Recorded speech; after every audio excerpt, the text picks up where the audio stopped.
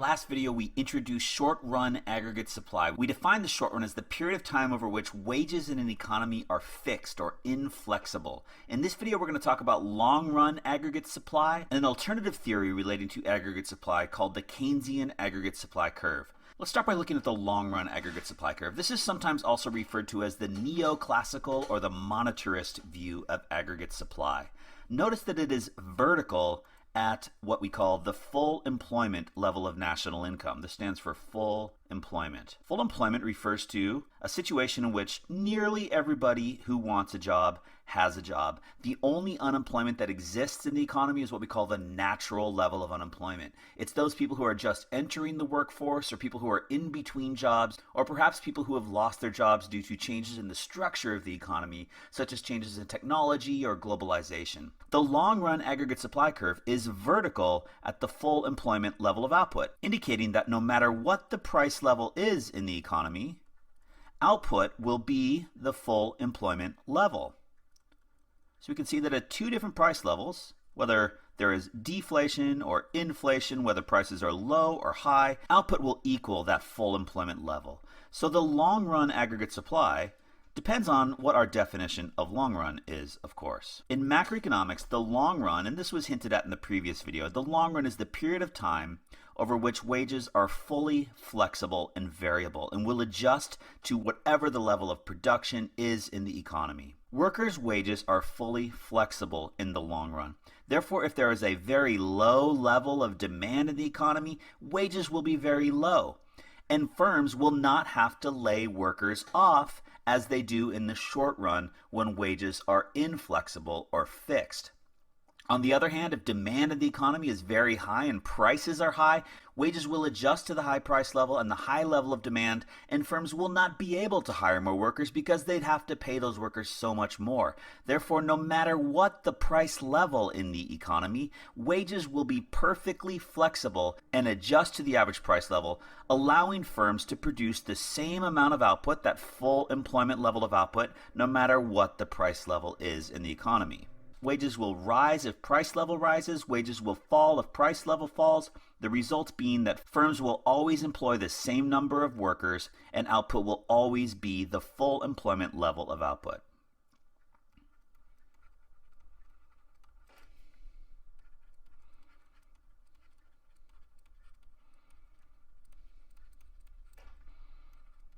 The long-run aggregate supply curve, or the neoclassical aggregate supply curve, is vertical at the full employment level of output. Wages are fully flexible, and there's no reason to lay workers off when price level falls in the economy, and there's no reason to go hire more workers when price levels rise in the economy. This is the big difference between that short-run aggregate supply curve, which was upward sloping, showing that firms had an incentive to hire more workers at higher prices or lay off workers at lower prices, and the long-run aggregate supply curve, which is vertical, showing that firms have no incentive to hire or fire. Output will be the full employment level no matter what the price level is in the economy, and the level of unemployment will always be equal to what we call the natural rate. There will be more videos on the types of unemployment and the natural rate of unemployment in future lessons. So we're going to look at one alternative perspective on aggregate supply as well. We've looked at the short-run aggregate supply curve, which I will add an SRAS to this graph here, just to remind you of what that looked like. The SRAS curve was upward sloping, looking an awful lot like a supply curve from microeconomics. And now we've got this hybrid, this kind of mixed view of aggregate supply, known as the Keynesian aggregate supply curve. This model was developed by economist John Maynard Keynes, who observed that during the Great Depression of the 1930s, there was no adjustment of wages following decreases in the price level. So rather than output just returning to its full employment level as the neoclassical model of aggregate supply predicted, when there was a decrease in prices during the Great Depression, and I'm going to put a couple price levels on here. Let's say that this was the level of prices in the United States or in Europe or in any country that experienced the Great Depression. At the original price level of PL1, let's assume that the country was producing at its full employment level. But when prices fell due to decreases in aggregate demand, which we'll talk about in our next video on equilibrium in the ADAS model, when prices fell, rather than output remaining at the full employment level, as we see in the neoclassical long-run aggregate supply curve, there were drastic decreases in the level of output and the level of employment. In other words, there were high levels of unemployment. So as price fell from PL1 to PL2, there was a large decrease in the level of output and the level of employment, and a relatively small decrease in the price level.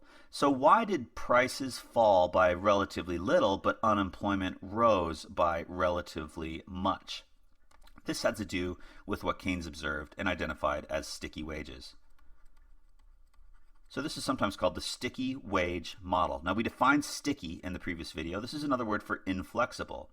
So according to the Keynesian view, because wages are sticky, when there is a decrease in prices in the short run, there will be relatively little deflation. Prices will not fall by very much. So we can see a relatively small decrease in prices, but there will be a relatively large decrease in output and national income, and along with that, employment.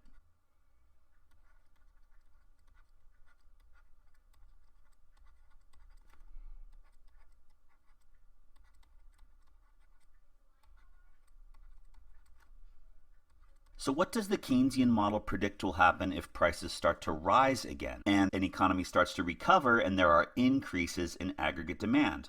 Well, let's have a look. If there were a recovery in this economy, there could be an increase in the price level that's not very high, which would correspond with a relatively large increase in the level of output and employment. So when prices rise, we see a small increase in the price level. So in other words, very little inflation would lead to a large increase in output and employment. The reason for this is that supply is highly elastic below the full employment level. So we can say that there is a highly elastic, this is an elastic supply curve, meaning that producers are relatively responsive to changes in the price level. Recall from microeconomics that elasticity has to do with the responsiveness of producers or consumers to changes in price. If supply is highly elastic, it means that a small increase in the price level will lead to a large increase in the quantity of output supplied. Why is this happening? Well, it has to do with the fact that there is excess, I'm going to call this excess capacity in the economy when an economy is in a recession, when an economy is producing below full employment. There are lots of workers out there willing to work for relatively small increases in the wage rate. There's lots of capital and land that is sitting idle during a recession or a depression.